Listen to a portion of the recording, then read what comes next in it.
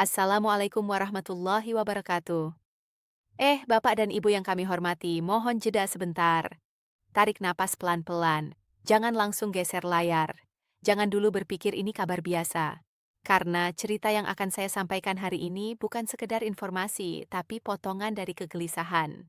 Yang mungkin sudah berminggu-minggu, bahkan berbulan-bulan mengendap di dada Bapak dan Ibu semua. Coba ingat kembali beberapa minggu terakhir, setiap kali handphone berbunyi. Entah itu pagi hari setelah subuh, siang menjelang zuhur, atau malam sebelum tidur. Notifikasi WhatsApp masuk dari grup keluarga, dari grup arisan, dari grup alumni, dari grup pengajian, bahkan dari grup tetangga. Hati langsung berdegup lebih cepat. Bukan karena pesan itu penting atau tidak, tapi karena ada satu harapan yang selalu ikut terbawa. Jangan-jangan ini kabar yang ditunggu. Mungkin ini info pencairan. Siapa tahu hari ini giliran saya dan hampir setiap kali layar dibuka yang muncul, justru membuat perasaan makin campur aduk ya. Ada yang bilang temannya sudah terima, ada yang bilang tetangganya saldonya nambah. Ada yang kirim screenshot rekening tapi tanpa nama, tanpa tanggal, tanpa kejelasan dari bank mana. Ada juga yang dengan yakin berkata, di Jakarta sudah cair semua. Lalu disusul pesan lain, di Jawa Barat sebagian. Tidak lama kemudian muncul kabar berbeda lagi. Di Jawa Tengah belum ada apa-apa. Dari luar Jawa malah lebih sunyi. Seolah tidak ada kabar sama sekali. Semua itu kelihatannya kabar baik.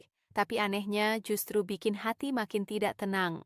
Karena tidak ada satu yang benar-benar bisa dijadikan pegangan.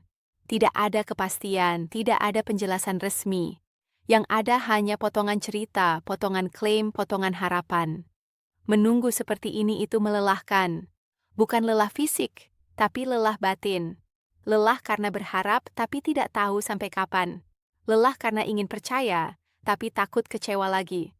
Perasaan ini bukan hal sepele, terutama bagi bapak dan ibu yang sepanjang hidup terbiasa dengan keteraturan. Puluhan tahun hidup dalam sistem yang jelas, administrasi yang rapi, jadwal yang pasti, aturan yang tertulis. Ketika masih aktif, segala sesuatu punya tank, punya prosedur, punya kejelasan. Sekarang di masa pensiun justru harus berhadapan dengan ketidakpastian yang berlarut-larut. Ini bukan soal ingin kaya mendadak, bukan soal berharap berlebihan. Ini soal hak. Hak yang sudah dihitung, hak yang sudah dijanjikan, hak yang sudah lama dinanti, dan hak itu terasa semakin penting. Di tengah kondisi hidup yang tidak semakin ringan, harga beras naik pelan tapi pasti. Minyak goreng naik turun tidak menentu. Listrik tiap bulan terasa makin berat. Air, gas, kebutuhan dapur, semua bergerak naik. Belum lagi biaya kesehatan, obat rutin, kontrol ke dokter, pemeriksaan yang tidak bisa ditunda. Dan ada satu hal lagi yang sering tidak terucap tapi nyata. Kebutuhan cucu. Kadang minta dibelikan sesuatu, kadang butuh ongkos sekolah, kadang sekadar uang jajan sulit menolak. Karena disitulah kebahagiaan tersendiri bagi kakek dan nenek. Nah, di titik inilah hari ini menjadi berbeda. Hari ini kita tidak lagi berbicara berdasarkan bisikan grup WhatsApp, tidak lagi mengandalkan screenshot yang tidak jelas asalnya, tidak lagi menebak-nebak dari cerita mulut ke mulut. Hari ini kita duduk tenang, kita bicara berdasarkan data, berdasarkan dasar resmi, berdasarkan informasi yang bisa dipertanggungjawabkan. Kabar yang ditunggu jutaan pensiunan dari Sabang sampai Merauke akhirnya datang. Pemerintah Republik Indonesia secara resmi telah menetapkan pencairan selisih kenaikan gaji pensiun yang selama ini dikenal sebagai dana rapel. Ini bukan hoaks, bukan gosip warung kopi, bukan kabar burung yang sengaja dibesar-besarkan. Dan yang paling penting ini bukan janji manis tanpa bukti. Ini keputusan administratif negara. Tercatat, tertulis, punya dasar hukum.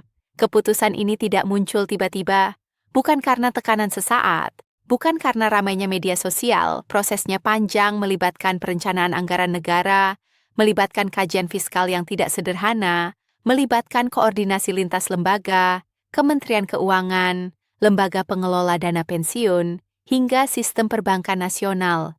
Semua berjalan melalui jalur resmi, jalur yang mungkin terlihat lambat dari luar, tapi dirancang untuk memastikan satu hal penting, hak sampai ke tangan yang benar.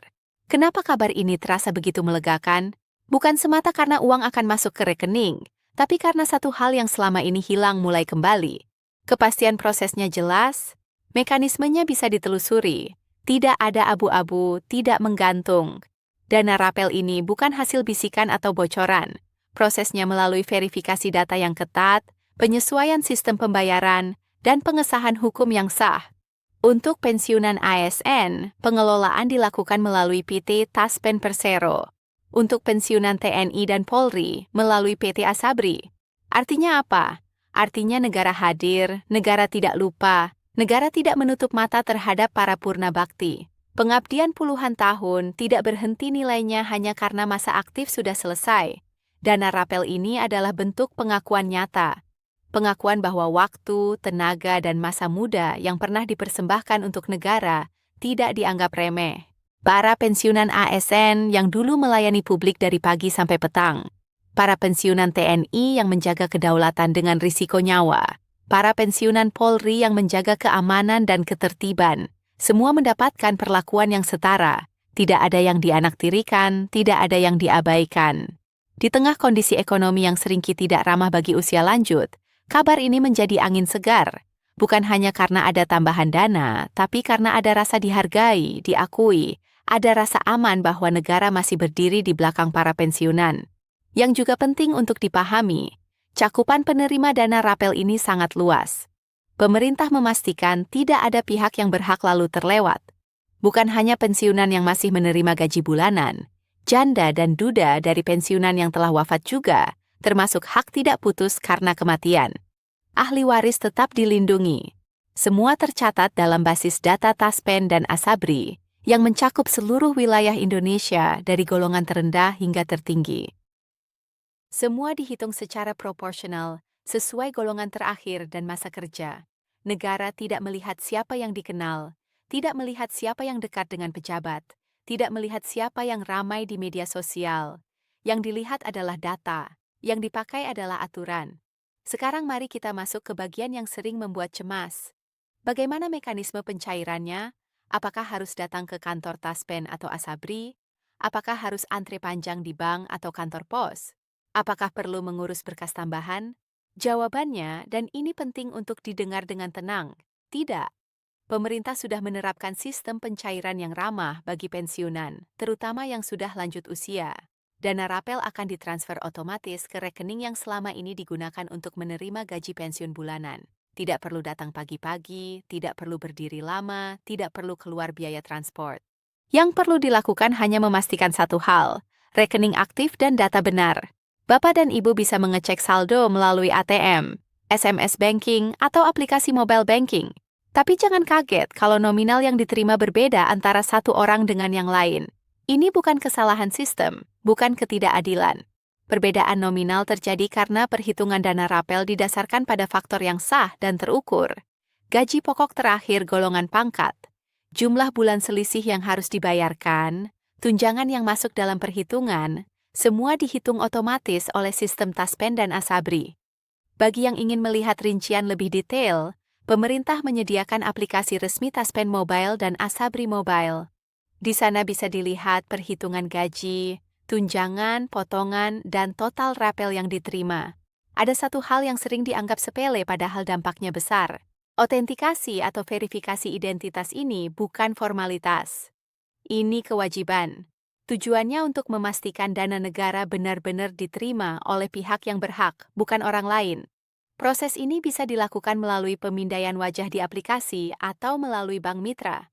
Jika autentikasi belum dilakukan atau statusnya tidak valid, pencairan akan ditunda sementara, bukan dibatalkan.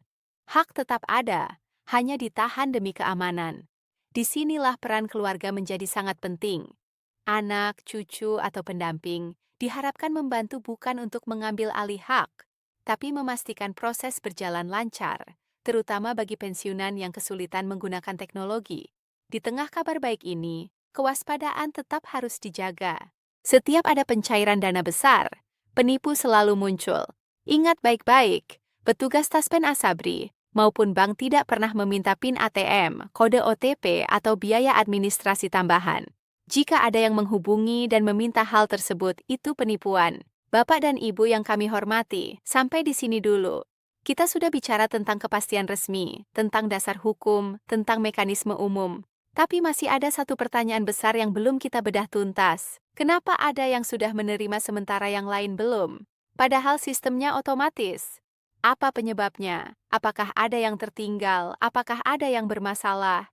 Di bagian berikutnya kita akan kupas satu persatu dengan tenang, tanpa menakut-nakuti, tanpa asumsi liar, supaya Bapak dan Ibu benar-benar memahami posisi masing-masing dan tidak lagi dihantui rasa cemas tanpa arah. Untuk saat ini cukup ingat satu hal, dana rapel adalah hak. Hak itu sudah ditetapkan. Hak itu sedang diproses dan negara sedang bekerja memastikan hak itu sampai dengan aman. Sekarang Bapak dan Ibu yang kami hormati, kita masuk ke bagian yang paling sering bikin dada terasa sesak. Bagian yang membuat banyak orang bertanya-tanya dalam diam. Bahkan, ada yang sampai susah tidur. Pertanyaannya sederhana, tapi jawabannya tidak selalu singkat. Kenapa ada yang sudah menerima dana rapel sementara yang lain belum? Padahal katanya sistemnya otomatis. Padahal katanya datanya sama-sama pensiunan, padahal sama-sama punya hak. Pertanyaan ini wajar, sangat wajar, dan justru berbahaya kalau tidak dijelaskan dengan benar. Karena di ruang kosong inilah biasanya muncul prasangka. Ada yang mulai berpikir dirinya dianaktirikan. Ada yang merasa dilupakan. Ada juga yang mulai curiga ada permainan. Padahal, sebagian besar kebingungan ini bukan karena niat buruk siapapun, melainkan karena proses besar yang jarang terlihat dari luar. Mari kita bicara jujur dan tenang. Pencairan dana rapel tidak dilakukan serentak dalam 1 detik ke seluruh Indonesia.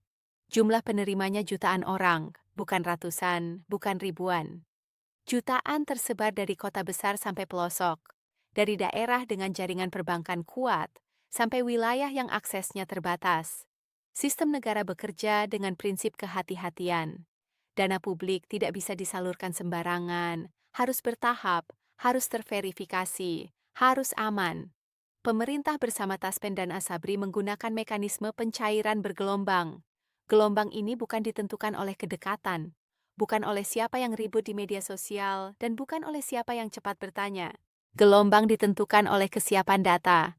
Siapa yang datanya lengkap, valid, dan tidak memiliki catatan administratif akan diproses lebih dulu.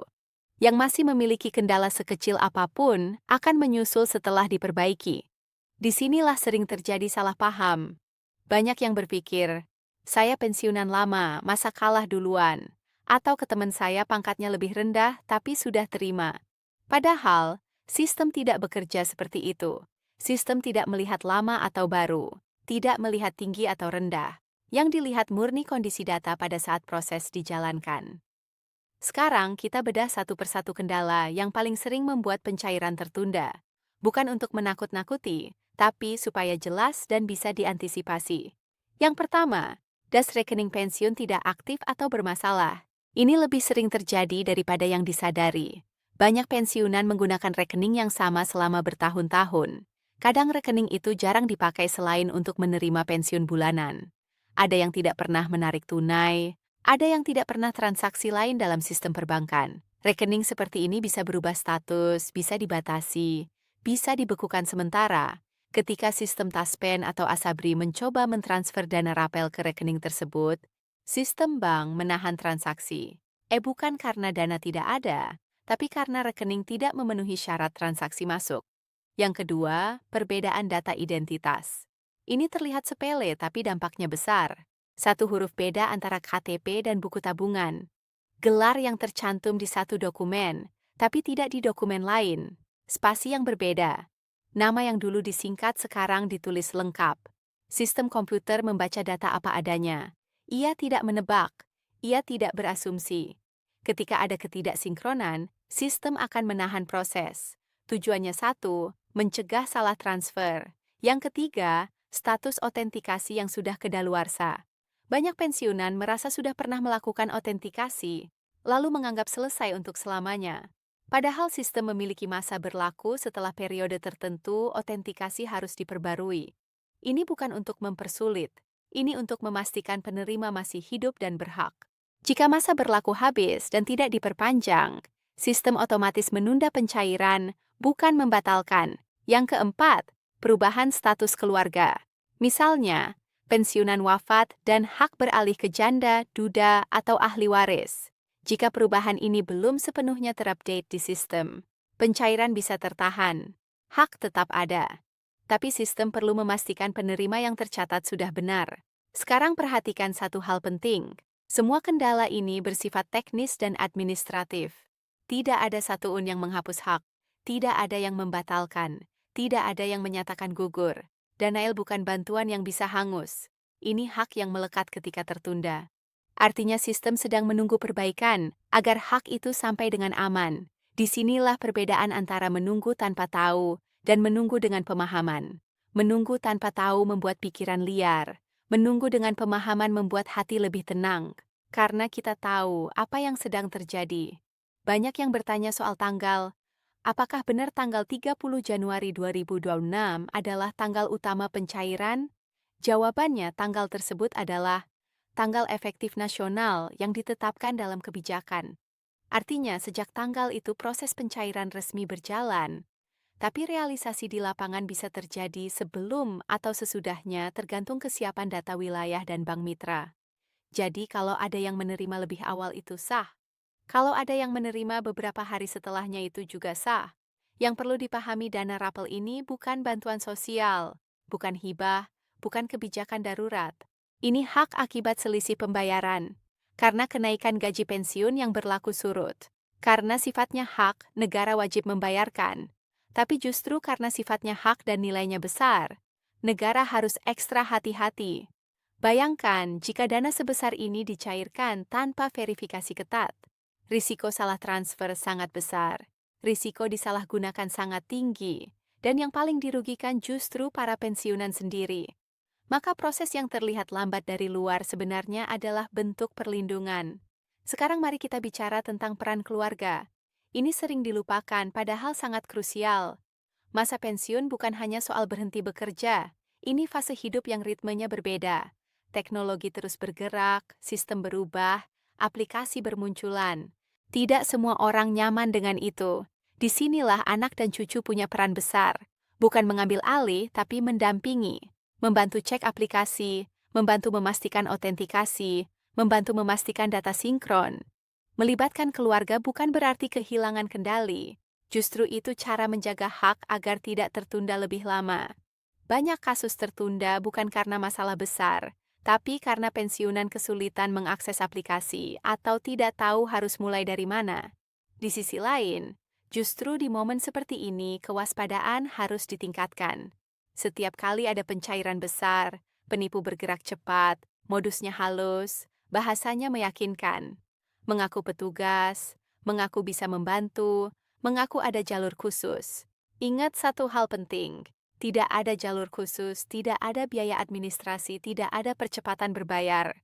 Semua yang menjanjikan itu adalah penipuan. Petugas resmi tidak pernah meminta PIN, OTP, atau data rahasia. Jika ada yang meminta, hentikan, blokir, laporkan. Jangan panik, jangan tergoda. Dana rapel adalah hak yang harus dijaga. Sekarang, mari kita bicara kepada Bapak dan Ibu yang sudah menerima. Bersyukurlah. Tapi ingat, setelah rasa syukur ada tanggung jawab. Dana ini bukan penghasilan rutin. Ini tambahan. Gunakan dengan bijak. Prioritaskan kebutuhan yang benar-benar penting. Kesehatan, kebutuhan rumah tangga yang tertunda, dana darurat. Jangan tergesa-gesa menghabiskan. Jangan mudah tergoda tawaran setelah saldo bertambah. Penipu sering mengincar saat emosi sedang senang. Untuk janda, duda, dan ahli waris, dana ini punya makna lebih dalam. Ini bukan sekadar angka. Ini penghormatan negara terhadap pengabdian almarhum. Jika ada kendala, jangan ragu menghubungi saluran resmi. Negara menyediakan jalur pengaduan. Hak dilindungi hukum. Tidak ada ruang bagi oknum yang bermain di atas penderitaan pensiunan. Bapak dan Ibu yang kami hormati, di titik ini saya ingin menekankan satu pesan moral yang sering luput. Pengabdian puluhan tahun bukan catatan kosong. Dari pelayanan publik, keamanan hingga pertahanan, semua pernah bertumpu di pundak Bapak dan Ibu. Dana rapel ini bukan hadiah, ini koreksi. Koreksi atas hak yang seharusnya diterima. Simbol bahwa negara mengingat meski kadang prosesnya tidak secepat harapan. Sekarang pertanyaannya, Apa yang harus dilakukan bagi yang belum menerima? Jawabannya, jangan panik, jangan berprasangka, jangan percaya kabar yang tidak jelas. Lakukan langkah yang tepat mulai dari yang paling dasar. Pastikan rekening aktif. Pastikan data identitas sinkron. Periksa status otentikasi. Minta bantuan keluarga bila perlu. Jika semua sudah benar dana belum masuk, baru hubungi saluran resmi. Bukan calok, bukan orang yang mengaku kenal pegawai. Penan bukan penolakan. Penan adalah kontrol. Hak tetap utuh. Negara tidak pernah membatalkan hak pensiunan sah hanya karena kendala teknis. Proses ini berjalan, bergelombang, bertahap, tapi arahnya satu sampai ke rekening yang benar. Di bagian berikutnya, kita akan masuk lebih dalam ke langkah praktis yang bisa dilakukan satu persatu. Bagaimana mengecek status dengan benar, bagaimana bersikap jika sudah lewat beberapa hari dari tanggal efektif, bagaimana menjaga ketenangan batin agar masa pensiun tetap sehat dan bermartabat, dan bagaimana menyikapi dana rapel agar benar-benar membawa manfaat jangka panjang, bukan sekadar rasa senang sesaat. Untuk sekarang tahan dulu, tarik napas. Bapak dan Ibu tidak sendirian. Hak Bapak dan Ibu sedang diproses dan proses ini meski terasa lama sedang berjalan ke arah yang benar. Gaya narasi, ritme, dan audiens retensi saya jaga konsisten sampai akhir. Tidak ada emoji, tidak ada poin, murni naskah, narasi. Ini bagian paling penting karena disinilah penantian diberi makna, arah, dan ketenangan. Sekarang Bapak dan Ibu yang kami hormati, mari kita duduk sedikit lebih tenang. Karena di bagian terakhir ini, kita tidak lagi hanya bicara soal prosedur, tanggal, atau sistem. Kita bicara soal sikap batin, soal cara menghadapi penantian, soal bagaimana masa pensiun seharusnya dijalani dengan martabat, bukan dengan kecemasan yang terus menggerogoti pikiran. Banyak orang mengira masalah terbesar dalam pencairan dana rapel adalah soal uang belum masuk. Padahal masalah yang jauh lebih berat seringki ada di kepala dan di hati. Menunggu tanpa kepastian itu menguras energi. Apalagi ketika usia tidak lagi muda, tubuh tidak sekuat dulu dan pikiran lebih mudah lelah. Setiap hari menunggu kabar, setiap hari mengecek saldo, setiap hari membandingkan dengan orang lain. Ini pelan-pelan bisa menggerus kesehatan. Karena itu penting sekali untuk mengubah cara pandang dana rapel ini. Bukan sesuatu yang diperebutkan. Bukan lomba siapa cepat dia dapat. Ini hak administratif yang sedang diproses. Hak itu tidak lari kemana-mana, tidak bisa diambil orang lain. Tidak hangus hanya karena terlambat beberapa hari atau minggu. Mari kita ulang pelan-pelan supaya benar-benar tertanam. Hak tidak hangus. Hak tidak dibatalkan. Hak tidak bisa dicoret hanya karena sistem sedang bekerja bertahap. Selama data Bapak dan Ibu benar tercatat resmi dan memenuhi syarat dana itu, akan sampai cepat atau lambat. Tapi pasti sekarang kita masuk ke langkah paling rasional bagi Bapak dan Ibu. Yang sampai hari ini masih belum menerima langkah ini, bukan untuk membuat panik, tapi justru untuk mengembalikan kendali ke tangan Bapak dan Ibu sendiri. Langkah pertama selalu yang paling dasar. Pastikan rekening pensiun aktif. Jangan berasumsi. Jangan merasa selama ini aman-aman saja. Datang ke bank mitra atau minta bantuan keluarga untuk memastikan status rekening benar-benar aktif, tidak dibatasi, tidak dibekukan, dan bisa menerima transfer dalam jumlah besar. Banyak kasus tertunda hanya karena rekening lama jarang dipakai dan statusnya berubah tanpa disadari. Langkah kedua, sinkronisasi data identitas. Nama di KTP, buku tabungan, dan data taspen atau asabri harus sama. Sama persis. Bukan mirip, bukan hampir. Sistem komputer tidak mengenal niat baik. Ia hanya membaca data. Satu huruf berbeda bisa membuat sistem berhenti. Kalau ada perbedaan, segera ajukan perbaikan melalui jalur resmi. Langkah ketiga, periksa status otentikasi. Jangan anggap remeh. Jangan mengira ini urusan sepele. Otentikasi adalah kunci keamanan. Kalau masa berlakunya habis, sistem otomatis menahan pencairan. Perbarui melalui aplikasi resmi atau bank mitra. Jika kesulitan, minta bantuan anak atau cucu. Ini bukan soal gengsi, ini soal memastikan hak sampai. Langkah keempat, bersabar dengan jadwal. Setelah semua dicek dan dinyatakan benar, yang tersisa memang hanya menunggu. Tapi ini menunggu dengan pengetahuan, Bukan menunggu dalam gelap, bukan menunggu sambil cemas, bukan menunggu sambil marah. Kalau setelah beberapa hari dari tanggal efektif pencairan dana rapel masih belum masuk, jangan langsung berasumsi buruk. Jangan langsung percaya kabar yang katanya sudah ditutup. Jangan percaya pesan yang mengaku ada masalah besar. Hubungi saluran resmi, call center Taspen, atau Asabri. Datangi kantor layanan resmi jika diperlukan.